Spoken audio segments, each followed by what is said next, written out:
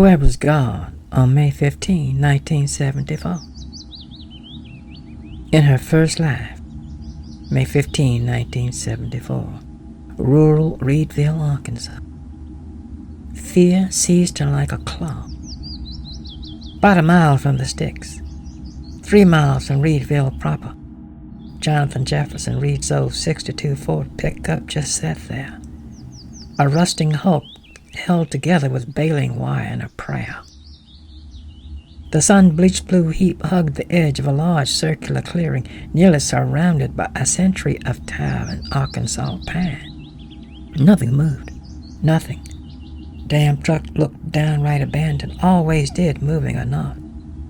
The old wreck was an unlikely means of transportation for the son of one of the most powerful families in Arkansas. Not surprising, since Jonathan's parents discouraged him from flaunting his wealth in the face of those who had so little. Just then, Jonathan's scrawny, naked, pale white backside, with nearly protruding vertebrae, appeared in the lower driver's window. Inside the seedy truck cab, carpeted with fast food wrappers and the decomposed remains of unidentifiable crawling critters, the thick, hot air reeked of musty sneakers, sweaty private parts, and unshaved armpits.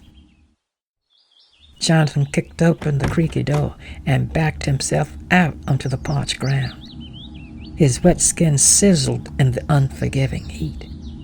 He drew the back of his right hand across his dripping brow, swiped it on his right pant leg. 16-year-old Jonathan Jefferson Reed, whose middle name was given to honor the only president of the Confederacy, was nearly 6 feet, barely 130 pounds, brains and all. Like a soiled mop turned upside down, his stringy, rusty blonde hair fell past a pimply face to just above sloping shoulders. Jonathan closed the door, yanked up his faded Levi's, and tucked himself back inside. He zipped his fly, slipped his white Harley-Davidson t-shirt over his hairless, sunken chest, then buckled his overlapping belt.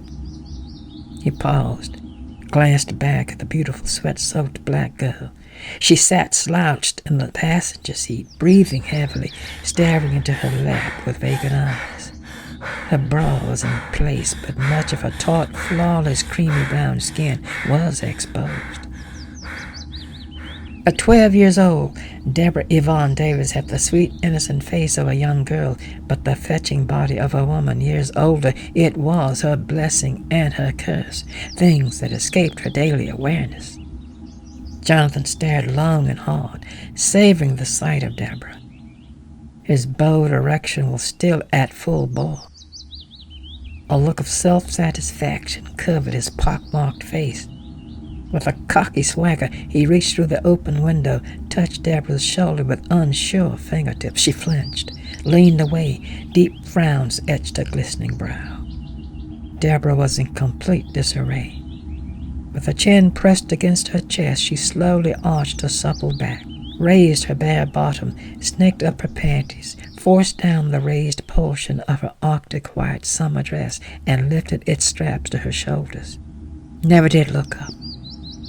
The heat-brewed stench rose in nearly visible waves. She peered, ready to puke. Jonathan straightened his lanky frame and swiped his dripping brow once more.